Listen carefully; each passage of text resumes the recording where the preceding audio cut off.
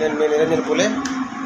ఈరోజు మాన్యశ్రీ కాంశీరామ్ గారి జయంతి సందర్భంగా వారికి నివాళులు అర్పిస్తూ ఒక బహుజనవాది, ఒక సైంటిస్టు, ఆయన మహనీయుల అడుగుజాడలో నడిచి బహుజన రాజ్యాన్ని స్థాపించి అత్యధికంగా బ్రాహ్మణులు పరిపాలించేటటువంటి ఉత్తర భారతంలో ఉత్తరప్రదేశ్కి 4 సార్లు అధికారంలో తీసుకొచ్చినటువంటి ప్రణాళికలు వేసినటువంటి మహనీయుడు. అలాంటి మహనీయుని ఆదర్శంలో బహుజనులందరూ నడవాల్సి ఉంది. కానీ ఈ తెలుగు రాష్ట్రాల వరకు వస్తే ఈ తెలుగు రాష్ట్రాలలో ఐక్యత లేదు. ఎందుకు ఐక్యత లేదంటే ఇక్కడ ఆర్థికంగా అందరూ వెనుకబడ్డారు, క్షీణించిపోయినరు.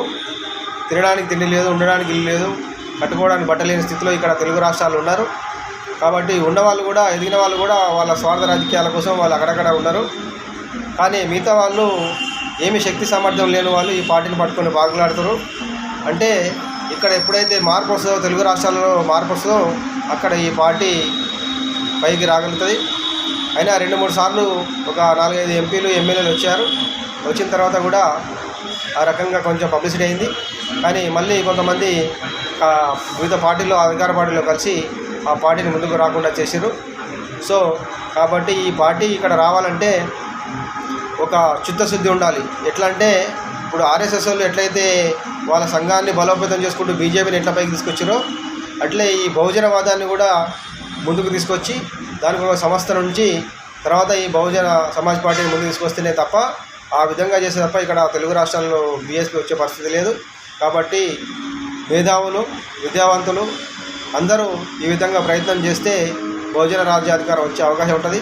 కాబట్టి ఆ మహానీయుని స్మరించుకుంటూ ఒక సైంటిస్ట్ ఉద్యోగానికి వదిలిపెట్టి ఆయన దేశవ్యాప్తంగా సైకిల్ రథయాత్ర చేసి ఆ రాష్ట్రంలో పార్టీని అధికారం తీసుకొచ్చిన మహోన్నతుడు, ఒక మాదిగ బిడ్డ.